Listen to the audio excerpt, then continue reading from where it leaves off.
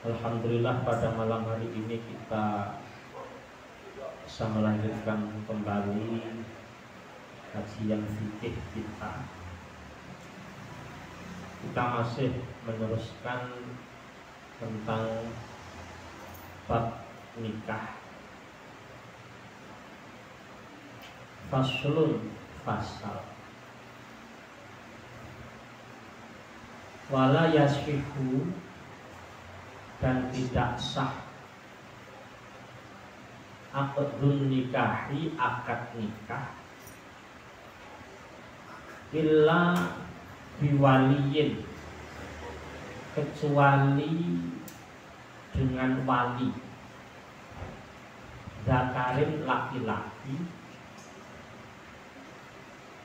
wasyahidai adlin, dan dua saksi yang adil.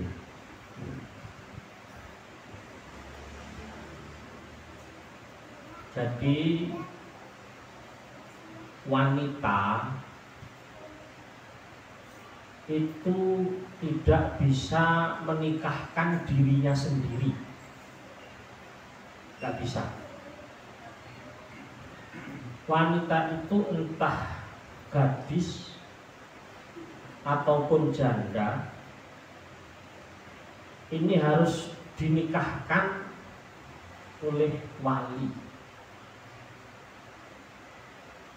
Wali itu adalah seseorang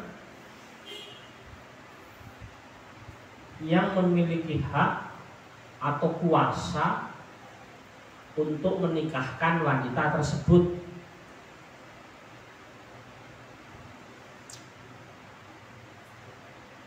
Contohnya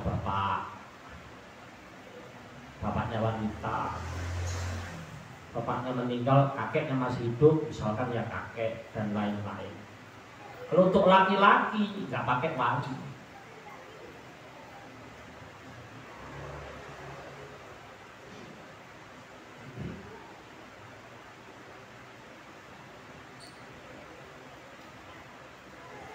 Bahkan Nabi bersabda,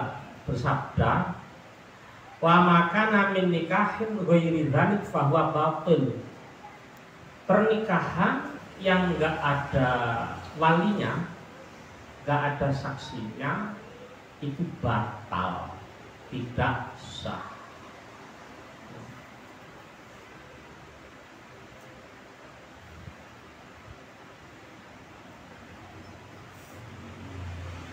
Nabi juga bersabda, la tuzawijil mar'atu al mar'ata.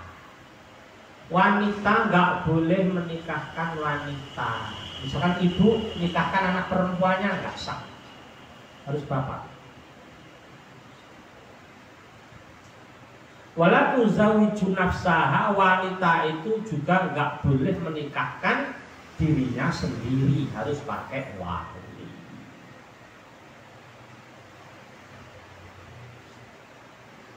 Nah, ini kita tegaskan seperti ini karena ada pemahaman yang salah dari suatu aliran dalam Islam. Mereka menikah tanpa wali sah. Ada seperti itu. Ada. Ini jelas tidak sah dalam hadis diterangkan. Bahkan Nabi tegas, allati tuzawiju nafsaha hiya zaniyah. Seorang wanita yang nikah gak pakai wali, dia menikahkan dia sendiri, itu apa? Hiya zaniyah, dia wanita pezina. Nauzubillah min dzalik. Artinya gak sah pernikahannya.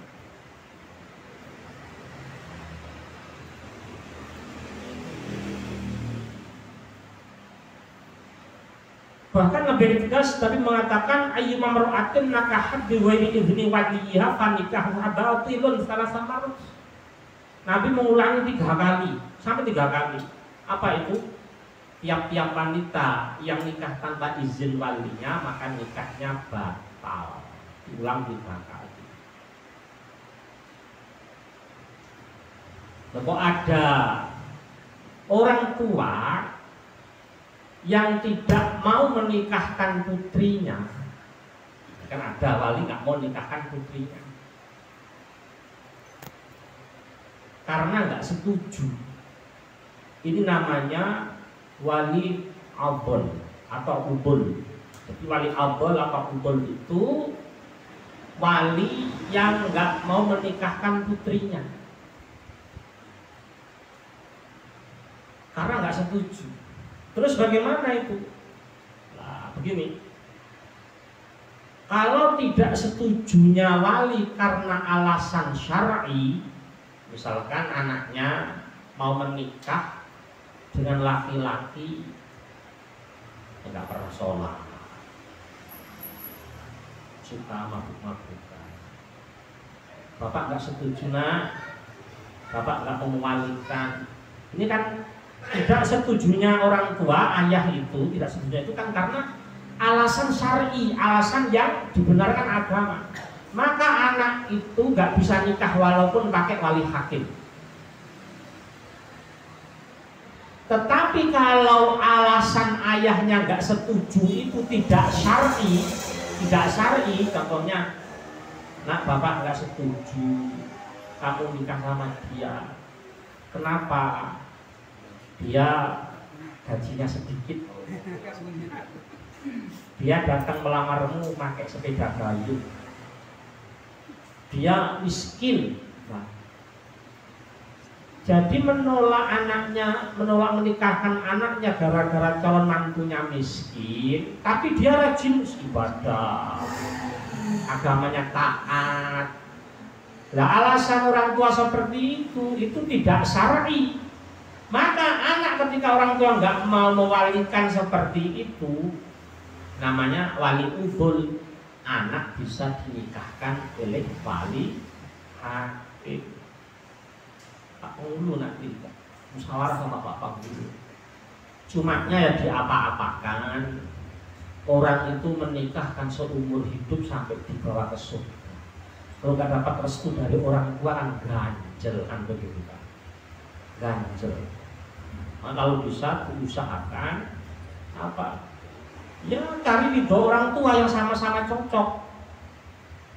Makanya ada hadis Nabi, ridhollah fi ridhol walidain. Ridho Allah tergantung kepada ridho kedua orang tua.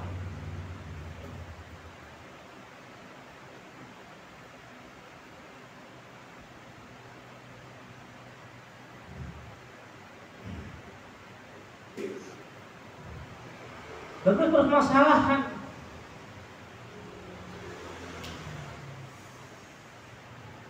misalkan ada orang mau menikah, ketemu di hutan laki-laki perempuan misalkan, ketemu di hutan atau di desa lah, desa yang terpencil, di situ walinya jauh, zaman kuno dulu lah, nggak bisa dihubungi. Terus KUA nggak ada, maka di situ apa? Boleh mengangkat wali muhakam. Wali muhakam itu apa?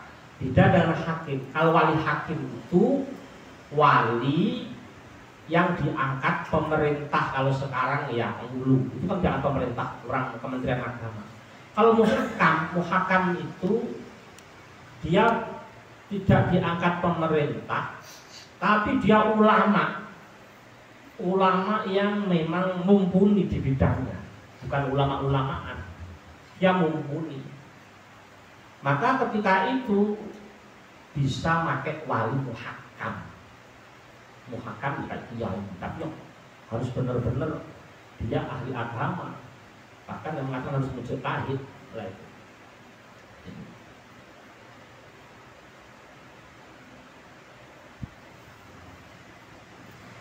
Kemudian diterangkan di sini wa yaftaqirul waliyyu wasyahidani ila sitati syurutin. Wali, Dan jenengan yang punya anak perempuan jenengan kelak jadi wali. Wali dan 2 orang saksi ini butuh kepada 6 syarat.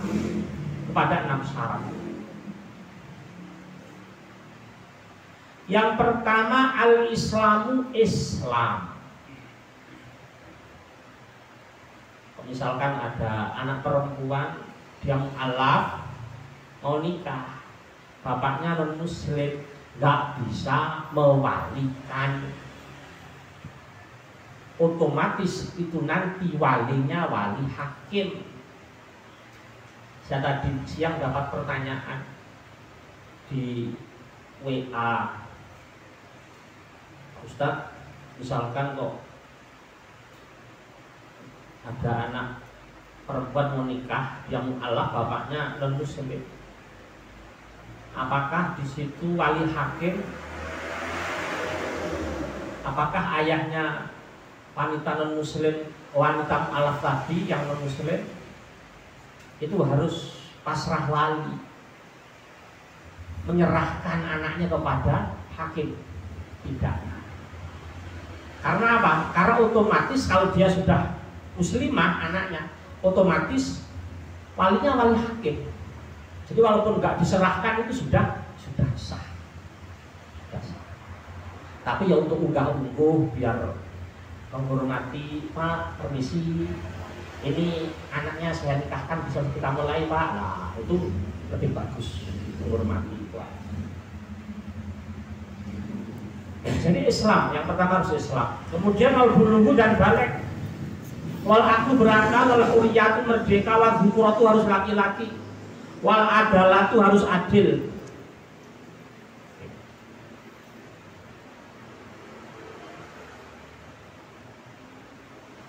Jadi yang pertama harus Islam. Allah berfirman wal mu'minuna wal mu'minatu ba'duhum awliya'u ba'd.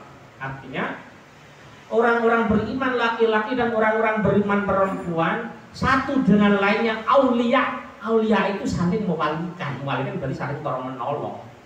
Jadi yang bisa mewalikan ya Islam. Itu.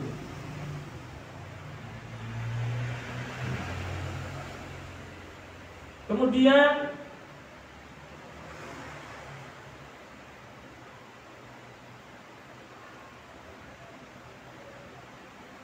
harus balik, ya, harus balik. Jadi kalau masih belum balik tidak sah. Wal aqlu harus berakal.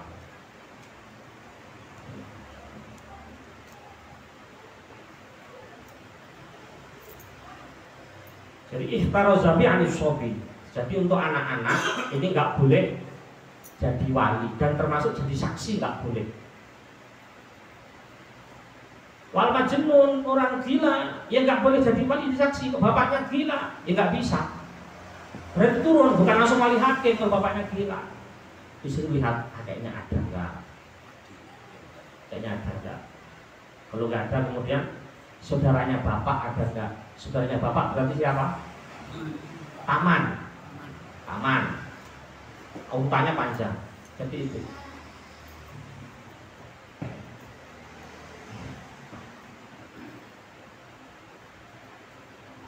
Kemudian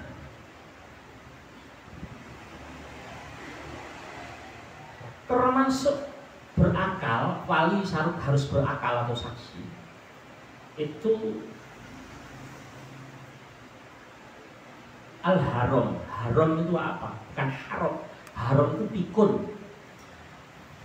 Kok anak perempuan mau nikah ayahnya pikun, nggak bisa. Nyari kakeknya suruh malikan atau pamannya suruh malikan. Jadi yang pertama ya paman tunggal ayah tunggal ibu. Kalau paman tunggal ayah tunggal ibu nggak ada ya paman tunggal ayah saja. Itu urutannya. Jadi untuk orang pikun juga nggak bisa.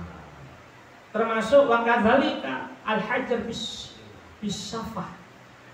Jadi orang, misalkan orang tua punya anak perempuan mau nikah, tapi orang tuanya safeh. Safeh itu apa sih? Safeh itu maaf, idiot. Itu tidak bisa mewalikan anaknya karena dianggap tidak punya akal. Tidak bisa, tidak sah pernikahannya.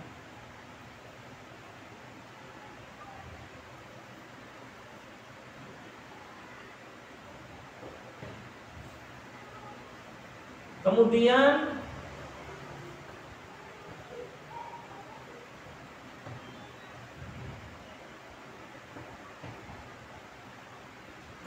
wazhukuratu harus laki-laki, wali atau saksi itu harus laki-laki.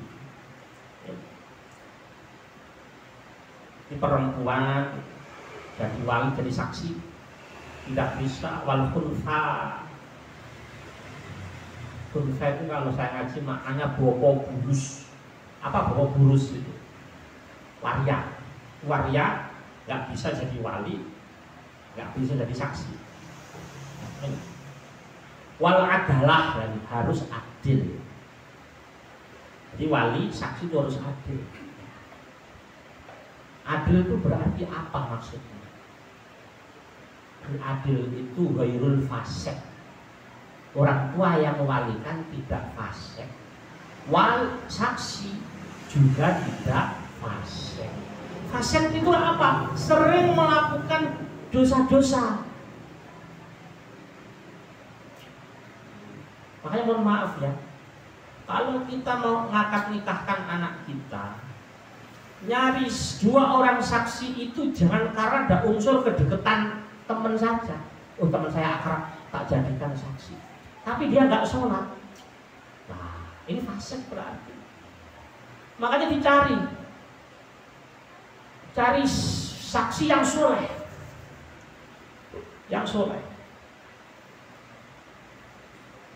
Kadang-kadang kalau saya lihat saksi itu ya pokoknya akrab, wis tak ada saksi yo. Baru sekali nunjuk ajarannya enak. Sebenarnya apa? Jangan fasik. Fasik itu ya sering meninggalkan sholat, berzina dia, mabuk-mabukan, itu fasik. Jangan jadikan saksi. Itu.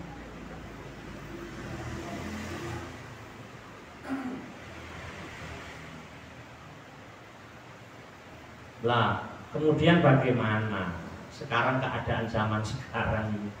Ini kayak ukuran kita, kayak saya ini kan juga sering berbuat maksiat. Terus jadi wali bagaimana? Jadi saksi ini bagaimana? Lah, makanya di sini terangkan.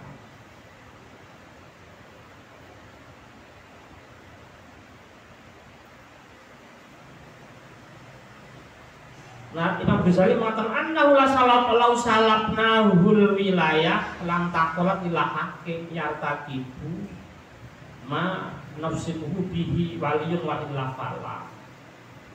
Jadi intinya Imam Ghazali itu kalau zaman akhir nyari orang yang betul-betul bersih ya sulit.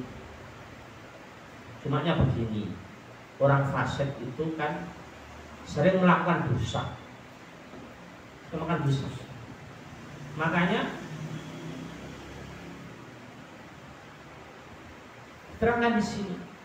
Idza faragna ala annal fisqa yaslubul wilayah falau taba qala al-Bawawi yuzawiju fil hal. Orang fasik, misalkan bapaknya kok fasik, dia ahli melakukan kemaksiatan. Pas mau menikahkan anaknya, dia langsung bertaubat. Ya Allah, saya bertaubat ya Allah. Maka di situ menurut Imam Al-Bawawi yuzawiju fil hal, ketika itu dia boleh menikahkan anaknya.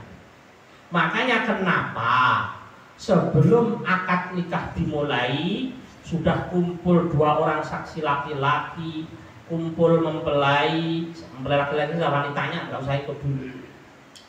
Terus ada wali. Maka sebelum akad nikah dimulai, biasanya di situ oleh penghulunya diajak bareng-bareng baca apa? Hah? Syahadat sama apa? Istighfar. Itu tujuannya sebenarnya. Nah, misalkan kok di situ Pak Penghulu nggak ngajak syahadat dan istighfar, terus di situ walinya masih fasik, saksinya juga fasik, lah ini menyulut keraguan nanti ke depannya. Takutnya di situ ya nggak barokah, kalau-kalaunya gitu. Makanya ketika di situ biasanya setelah khutbah nikah, istaghfiru jami'a, marilah istighfar semuanya, khususnya wali plus saksi ini harus istighfar terus syahadat. Kalau yang lain misalkan kok orang-orang yang datang para penonton nggak istighfar sekarang nggak masalah guys, tapi wali plus saksi misalnya istighfar astagfirullahaladzim 3 kali baru asyhadu an la ilaha illallah dan seterusnya. Makanya itu solusinya. Jadi solusinya seperti itu. Maka diusahakan kalau bisa, misalkan kalau ada orang tua, tapi saya yakin ya di sini bapak-bapak semuanya ini soleh-soleh semuanya ya. Nggak ada yang masak, soleh-soleh semuanya. Nah, makanya tapi untuk jaga-jaga anaknya nikah kurang seminggu, setelah apa taubat, setelah taubat, wiritan atau istighfar tok wis kabeh. Kok malih-malih kan garap raden anakku rek. Lho kok gitu? Biar enggak fasik. Ya. Tapi jangan setelah itu umat meneh. Terus istighfar, taubat seterusnya. Ini makanya himbauan saya untuk masalah pernikahan harus hati-hati, harus teliti menggunakan ilmu biar kita tidak salah, karena ini kalau sampai salah ini akibatnya sangat merugikan. Mungkin dari sini ada jamaah yang mau bertanya sesuai tema atau di luar tema, monggo kalau ada. Assalamualaikum warahmatullahi wabarakatuh. Waalaikumsalam warahmatullahi wabarakatuh. Izin bertanya Pak Ustadz, saya bertanya di luar tema, tapi ini kehidupan sehari-hari. Ya. Di Bali ini kita yang terutama hidup di jalan ya, itu tidak jauh dari komisi. Ya. Contoh kita bawa lah bahasa itu membawa tamu ke Krishna. Padahal di sini sudah ada transaksi, ongkosnya berapa, travelnya itu ya, kita perjalanannya dalam 1 hari, di sana itu dapat komisi. Ya. Nah, tapi tidak seberapa. Tapi ada. Yang agak menengah lagi itu di Gedonghana, kita sudah dapat makan dan dapat fee dan tidak sedikit. Dan yang lebih parah lagi contohnya di Celuk. Di Celuk itu bahkan 50-50. Terus satu lagi, bagaimana contoh si bapak A ini kurang punya barang dijual seharga contohnya 500.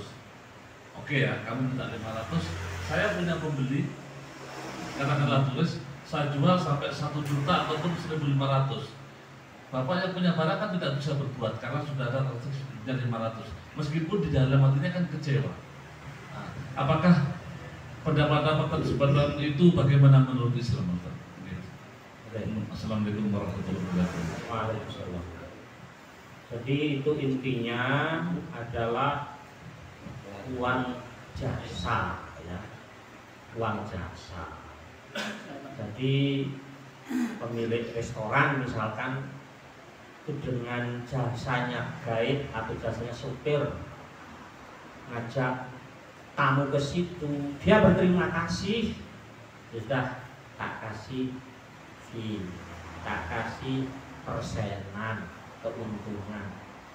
Nah, padahal itu si guide tadi atau supir tadi kan sudah dapat keuntungan dari orang yang diajak ya, nggak apa-apa itu sebagai tanda terima kasih. Makanya dalam hadis itu idza sona'a ya, idza sona'a ma'rufan fakafi'uhu. Kalau ada orang berbuat baik kepada kamu, kata Nabi, fakafi'uhu, balaslah. Kalau nggak bisa balas minimal mendoakan. Tapi yang terpenting itu tidak merugikan kepada tamunya tadi. Jadi tamu itu situ sudah sepakat ini harga makan di restoran ini segini. Kalau dia sudah setuju ya berarti nggak masalah. Berarti syaratnya orang jual beli adalah ridho, diridho, saling ridho. Jadi nggak masalah kalau sudah ridho, itu nggak masalah. Kemudian ada orang jual barang ke kita misalkan 500.000 terus dijual ke tamu 1 juta. Jadi kalau memang di situ sudah dijual ke kita, itu sudah barang kita. Belum dibeli, Pak. Belum dibayar. Nah, itu harus ada kesepakatan. Jadi ada kesepakatan dulu. Nah, makanya nanti begini, ini barang ini dijual berapa begitu. Harus tanya kalau bisa. Nanti saya jual berapa? Oh, sudah terserah kamu lah, yang penting dari saya 500, kamu jual lebih nggak apa-apa. Nah berarti itu tidak masalah, kecuali di situ penjual yang ngomong ini barang tolong dijualkan, ya, dijualkan harga 500. Tanpa sepengetahuan dia kalau kita jual 1 juta, ini baru nggak boleh, mengkhianati namanya, mengkhianati. Jadi harus ada kesepakatan. Jadi al-mu'minuna ala syurutihim. Orang-orang beriman itu tergantung syarat yang disepakatinya. Dia tahu Pak Ustaz, tapi dalam hatinya kan pasti kecewa. Itu yang saya tanyakan. Nah, ya iya, makanya kalau memang dia tahu seperti itu, biar kita gak ragu, tanya. Ini dari sampean berapa harganya? Nah, seperti itu. Kalau saya rasa dia pasti ngasih harga kan? Pasti ngasih harga kan, masa nggak ngasih harga. Tapi setelah kejadian udah penjual tadi kan jual 500 saja kotor kan, ya. Harus dengan bahan begini, kamu enak sekali jual tiba-tiba 1 juta udah bersih, saya cuma dapat berapa, artinya akan muncul hal tersebut. Ya. Tapi mau tidak mau harus mengikuti. Ya, makanya kalau dalam Islam itu harus ada kesepakatan di depan. Harus ada kesepakatan. Jadi disepakati dulu, ini dari sampean berapa, nanti saya jual misalkan lebih, sama setuju enggak? Nah itu kalau dia oke. Kalau dia jangan jual lebih, udah kita enggak. Kalau enggak setuju ya sudah, enggak usah diteruskan seperti ini. Intinya tergantung kesepakatan di depan, seperti itu. Oke, monggo yang lainnya. Assalamualaikum warahmatullahi wabarakatuh. Waalaikumsalam warahmatullahi wabarakatuh. Ini mau tanya Pak Ustadz tentang pernikahan. Okay. Ada seorang anak mau nikah, tapi orang tuanya itu nggak setuju, Ya. karena anak yang laki-laki itu pemabuk, pezina, pejudi, pokoknya yang lain-lain. Ya. Tapi ada pamannya itu dia cuma kepingin menikahkan anak yang itu, yang perempuan, pamannya yang perempuan itu. Dia berkata gini, mudah-mudahan anak ini nanti setelah menikah itu akan menjadi baik, yang laki-laki. Nah, tapi ayahnya nggak mau nikahkan, tapi dinikahkan sama pamannya. Ya. Tapi yang terjadi Pak Ustadz, setelah dia menikah dia taubatan nasuha. Ya. Gimana itu Pak Ustadz? Assalamualaikum warahmatullahi wabarakatuh. Jadi selagi ada ayah itu wali mujibir, istilah fikih. Wali mujibir itu wali yang punya otoritas mutlak.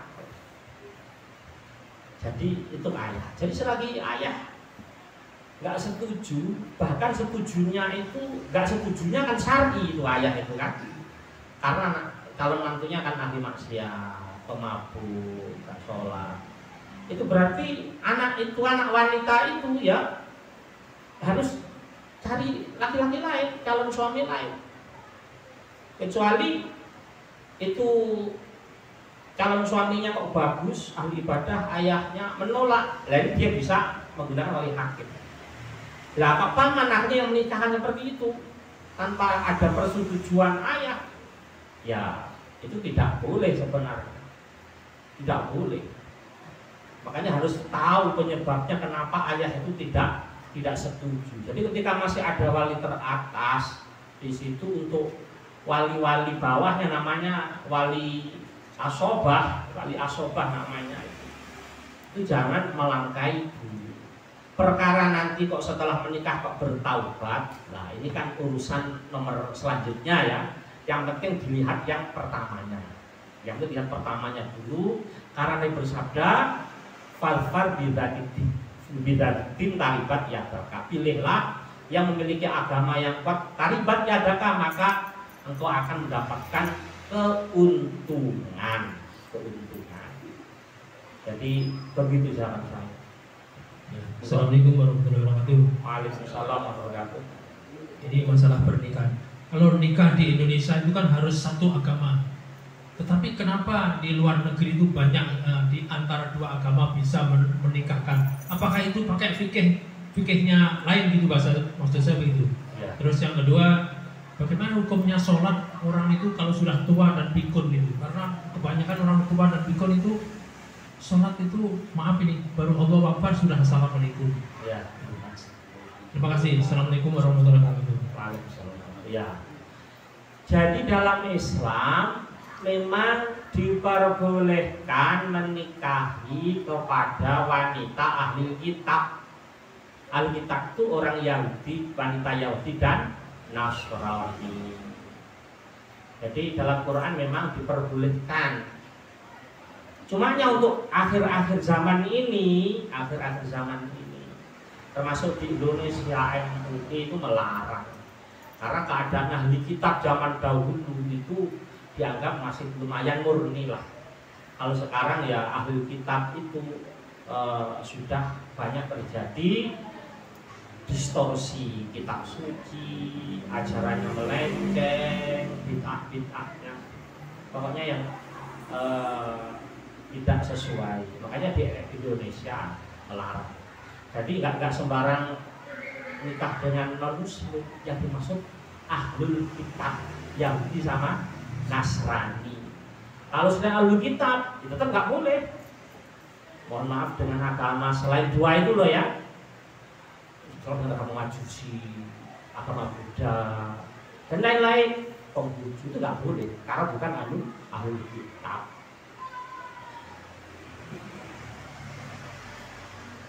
Ini juga berkaitan dengan sembelihan juga.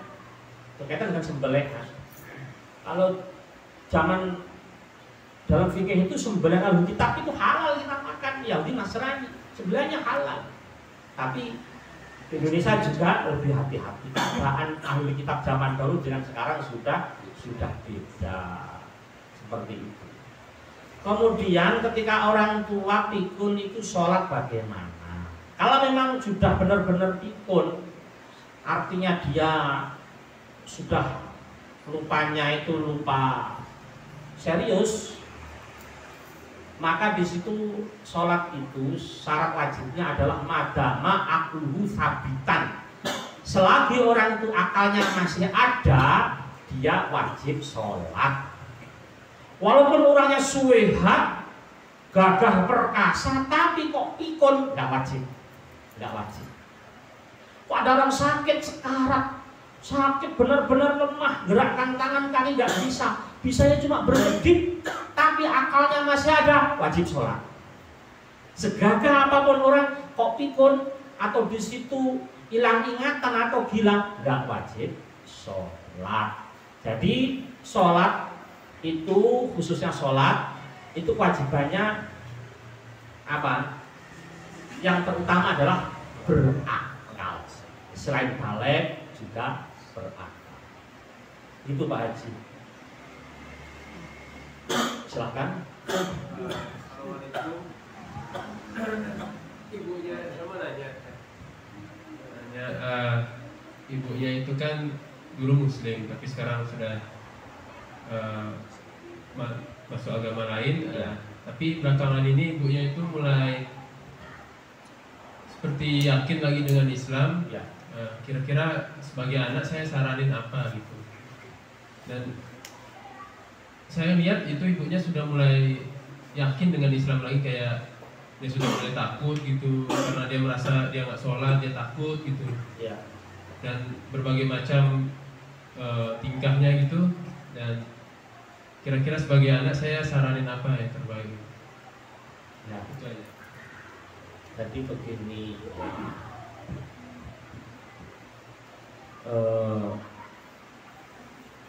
kalau memang sebagai anak orang tuanya di situ Islam terus gak Islam, tetap anak ya harus nasihati, suruh kembali, suruh bertaubat. Nah, caranya ya dinasihati. Kalau kita nggak mau menasihati, panggil orang tokoh lah yang disungkani untuk menasihati pihak ketiga. Karena kita ikut mengikuti firman Allah, ku anfusakum wa ahlikum nar, itu menjaga diri keluarga dari api neraka. Nah, misalkan dia nanti mantap, ya suruh baca syahadat. Jadidu dimanapun bila ilaha illallah. Syahadatnya diperbarui lagi. Setelah itu, selama dia murtad, misalkan 2 tahun, sholat 2 tahun harus dipotong. 2 kali puasa murtad, berarti 2 bulan harus ganti kodok puasa Ramadan. Itu harus. Jadi harus diarahkan. Kalau di negara Islam, di situ ya yang memerintahkan untuk bertaubat itu ya pemerintah. Kalau negara Islam loh ya, ancamannya keras sekali. Nah, jadi itu jawaban saya. Menyambung dari Iko Pak Ustaz. Okay. Seandainya ibunya sudah kembali ke Islam, bagaimana pernikahannya dengan suaminya? Karena kan masih ada hubungan sama bapaknya, gitu. Artinya masih dalam satu keluarga yang harmonis lah, karena begitu.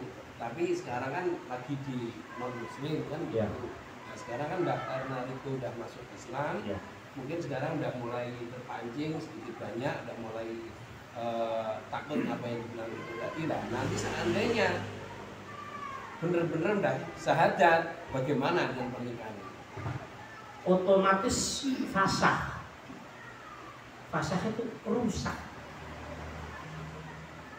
dalam arti ya sudah bukan suaminya, walaupun nggak ada kata talak langsung rusak, fasah namanya. Sama saja kayak saudara satu persesusuan, pada waktu ada bayi laki perempuan disusui sama ibu, susu yang sama. Terus ini bayi laki perempuan dipisah selama 20 tahun, 25 tahun lah. Terus ketemu nggak tahu kalau saudara persesusuan, terus nikah punya anak, nggak usah ditalak, sudah fasah, rusak dengan sendirinya. Itu sudah rusak, bukan istrinya lagi. Sudah punya anak 4, nggak masalah. Cuma nanti anaknya tetap di situ yang mewalikan ayahnya, karena kan nggak sengaja dulu, nggak sengaja. Nah seperti itu tadi, berarti hukum pernikahannya ya fasah seperti itu. Jadi rusak dan tidak boleh dilanjutkan. Berarti sama saja, gampangnya omong ya nikah beda agama, gampangnya seperti itu. Masih ada waktu ini, bisa lebih berapa? 5 menit. Oh gitu. Kalau masih satu lagi kalau ada, kalau nggak ada ya.